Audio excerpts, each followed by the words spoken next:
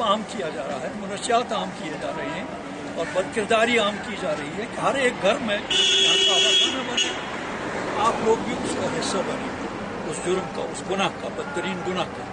اس لیے آپ لوگ سوچیے، آپ اس ظلم اور جابرانہ سسٹم کا حصہ نہ بنیے۔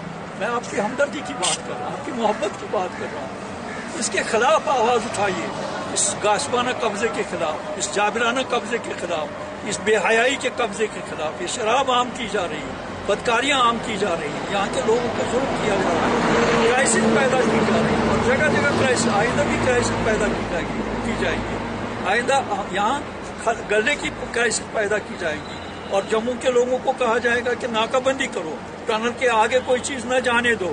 یہ ماحول پیدا کرے گا یہاں ہندوستان، صرف اس لیے کہ اس کے سامراجی قوت کے آگے جھکا جائے۔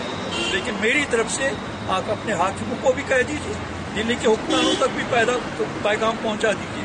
ایک آرمی افسر نے کہا ہے، کل ہی ایک ذمہ دار حیثیت سے مجھے اطلاع ملی ہے، اس نے کہا ہے کہ یہاں صرف 18 یہ مجاہدین ہیں جو انہوں نے ملیٹنٹ کہا ہے، اور یہ جو قتل غارتگری ہو رہی ہے گیلانی کروا رہا ہے۔ ان کا مقصد یہ ہے کہ گیلانی کو قتل کریں، تحریک حریت کو ان کے افراد کو جیلوں میں ٹھونس دیں۔ ان سے میرا کہیے، پیغام پہنچا دیجیے کہ گیلانی کو آپ قتل کریں۔ اگر آپ کو یقین ہے کہ گیلانی کے قتل سے یہاں ہندوستان کے خلاف جدوجہد آزادی نہیں چلے گی تو اس کو گیلانی کو قتل کرو اور پھر تجربہ کرو۔